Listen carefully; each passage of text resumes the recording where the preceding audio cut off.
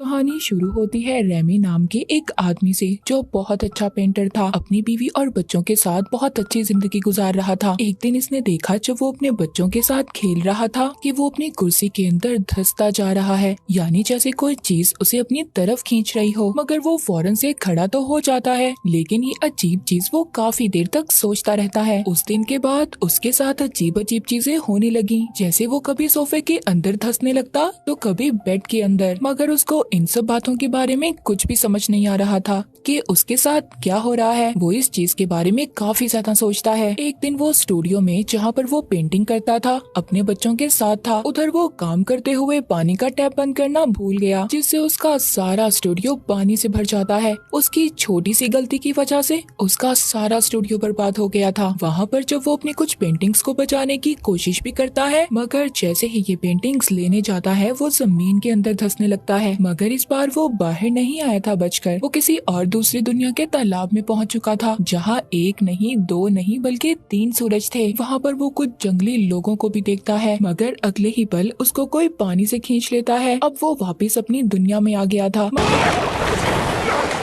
मगर अब उसको कुछ भी ठीक नहीं लग रहा था। उसको इस बात का तो अंदाजा हो चुका था कि ये कोई उसका वहम नहीं है, बल्कि कुछ तो है जो उसके साथ गलत हो रहा है। वो सब बातें अपनी बीवी को बताता है, मगर वो तो उसकी किसी भी बात पर यकीन करने को तैयार ही नहीं थी। दरअसल रेमी की बीवी अपने बॉस को पसंद करती थी और रेमी को छोड़ना चाहती थी। अब बेचारे रेमी के पास तो कुछ भी नहीं बचा था, न उसका स्टूडियो और न ही उसकी बीवी। उस पर तो जैसे मुसीबतों का पहाड़ टूट चुका था। उसकी बीवी तो अपने बॉस को मिलवाने घर पर भी ले आती है। रेमी को कुछ भी समझ नहीं आता, वो तो आराम से उनकी हर बात मान लेता है। वो तो उनसे ये भी कह देता है कि कुछ दिन के बाद मैं घर छोड़कर चला जाऊंगा। अब ये बात जब वो अपने घर वालों को बताता है कि उसकी बीवी उसे छोड़ना चाहती है, उनकी मदद चाहिए, मगर वो भी उसकी कोई बात नहीं सुनते और मदद करने से साफ इनकार कर देते हैं। अब इन सब के बाद जब वो कॉफी बनाने किचन में जाता है तो उसके साथ दोबारा से अजीब अजीब चीजें होने लगती हैं। उसकी बिल्ली हवा में रुक जाती है। रेमी उसे हिलाता है, मगर उसकी बिल्ली तो जैसे हवा में ही जम गई थी। वो जब अपने आसपास की चीजों को देखता है सब कुछ रुक गया था। जमीन लिक्विड जैसे होने लगी थी और वो अब जमीन में धंसता जा रहा था। अचानक से वो अपने घर से एक जंगल में आ गया था, यानी दूसरी दुनिया में। तभी वो देखता है जंगली लोग जानवर को काट कर पका रहे हैं। वो उनसे मदद मांगता है तो वो तो रेमी को अपना खाना समझ रहे थे। उसके पीछे भागते हैं उसे पकड़ने के लिए, मगर वो किसी न किसी तरह अपनी जान छुड़ाकर भाग जाता है। अब जिसके बाद वो गांव में आ जाता है। वहाँ पर आकर वो गार गुफा में छुप गया था। तभी अचानक से कोई चीज उसको खींचती है और वो अचानक से आकर दोबारा से अपने घर में गिरता है। सब घर वाले परेशान हो गए थे, सारी चीजें बिखर जाती हैं, मगर कोई भी इस बात पर यकीन करने के लिए तैयार ही नहीं था। वो आपस में ये बातें करते हैं कि रेमी पागल हो गया है। तभी वो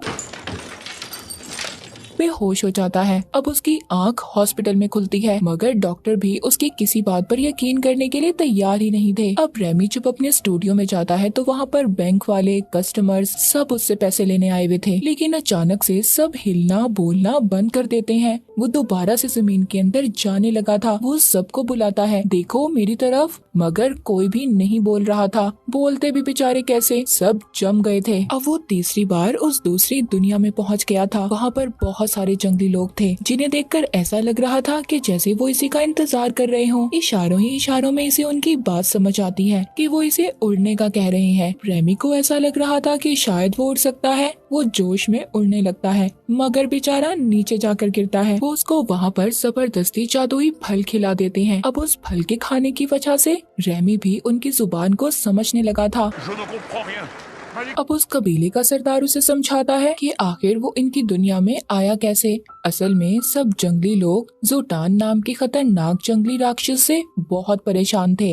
वो किसी को भी उठाता था और मारकर खा जाता था। कबीले के लोगों को अपनी एक पुरानी किताब से ये पता चला कि दूसरी दुनिया का आदमी ही उन्हें इस राक्षस से बचा सकता है, इसीलिए जादू कर वो रेमी को अपनी दुनिया में लाने की कोशिश कर रहे थे। हमें यहाँ पर पता चलता है जो भी रेमी के साथ हो रहा था वो सिर्फ इनके जादू की वजह से हो रहा था, मगर वो इनकी मदद करने से साफ इनकार कर देता है। इसको मनाने बचाने के लिए वो जंगली आदमी इसे उल्टा भी लटका देते हैं। इसे एक जगह पर बंद भी कर देते हैं जहाँ पर ये जोटान को मारने का प्लान सोचेगा। अब वहाँ पर जैसे ही ये तरबूज को उठाता है वापिस से अपनी दुनिया में आ जाता है। इस बार ये किसी को कुछ नहीं बताता क्योंकि ये जान चुका था कि कोई भी इसकी बात पर यकीन नहीं करेगा।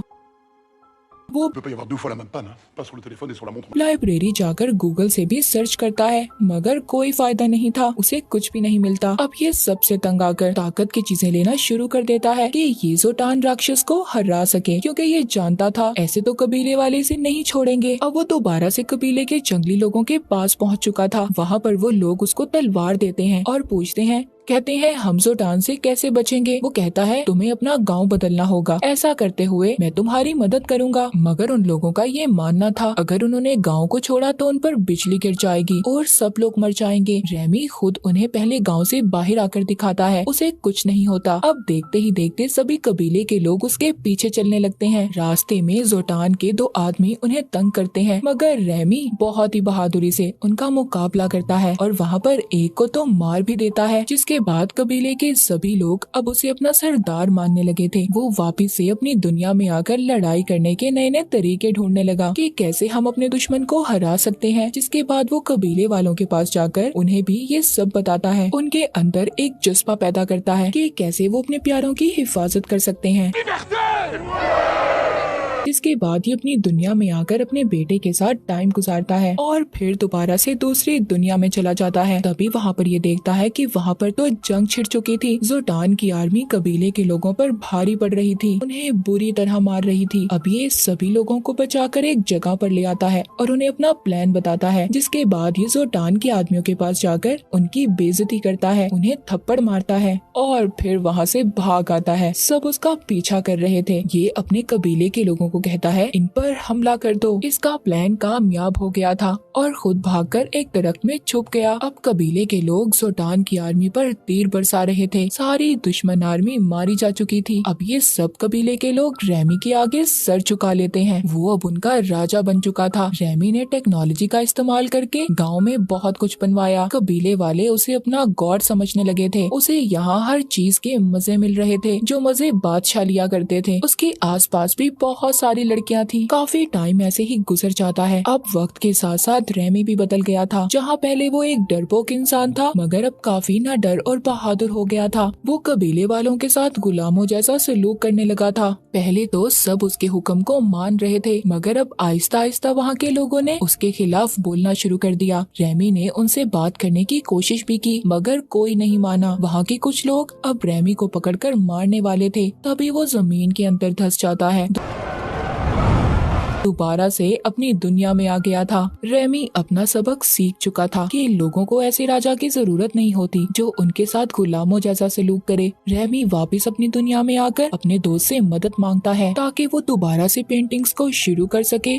अब उसकी जिंदगी में एक लड़की भी आ गई थी। वो दोनों एक दूसरे को पसंद करने लगे थे मगर जैसे ही ये लड़की पास आती है रेमी एक बार फिर दोबारा से वापस दूसरी दुनिया में आ गया था। वहाँ के कबीले के लोग इसको बताते हैं अभी तुमने जोटान को मारना है, जिसके बाद ही सब कुछ खत्म होगा। हालांकि रेमी इन सब में अब पढ़ना नहीं चाहता था मगर वो लोग जबरदस्ती इसको जोटान की गुफा में फेंक देते हैं। लड़ाई करते हुए रेमी को डर तो लग रहा था मगर ऐसे ही वो अपना हथियार उठाकर हवा में फेंकता है और सीधा वो जोटान को जाकर लगता है। जोटान राक्षस अब मर चुका था। सब उसे देखकर बहुत खुश थे। अब उन कबीले के लोगों की आखिरी रस्म भी बाकी थी। इन लोगों ने रेमी को मारकर खाना था। उसे जब ये पता चलता है तो वो तो डर कर भागता है मगर वो आदमी जिसने जादू कर रेमी को इस दुनिया में बुलाया था वो अपनी एक चीज को आग में फेंक देता है जिससे रेमी कभी भी अपनी दुनिया में नहीं जा पाएगा। कबीले के सब लोग उसे पकड़ लेते हैं और मारने ही वाले थे। तभी कुछ लोग उस जलती हुई चीज को उठाकर पानी में फेंक देते हैं जिससे रेमी बच जाता है। अब वो सीधा हॉस्पिटल पहुँच गया था जहाँ पर उसकी बीवी और वो लड़की भी थी जो उसे पसंद करती थी। जब उस लड़की को पता चलता है कि इसकी बीवी के साथ इसका डाइवोर्स अभी तक नहीं हुआ तो वो उसे छोड़कर वहाँ से चली जाती है। इसकी बीवी को भी अब ये एहसास हो गया था कि उसने जो भी किया वो उसकी बहुत बड़ी गलती थी। वो रेमी से माफी मांगती है। उधर दूसरी दुनिया में जंगली लोगों ने रेमी का स्टैचू बनाकर हमेशा के लिए उसे याद रखा था। मूवी के आखिर में रेमी अपनी बीवी और बच्चों के साथ समंदर के किनारे था। सब कुछ बिल्कुल ठीक हो चुका था। सब लोग बहुत खुश थे और इसी हैप्पी एंडिंग के साथ ये मूवी यहीं पर खत्म हो जाती है।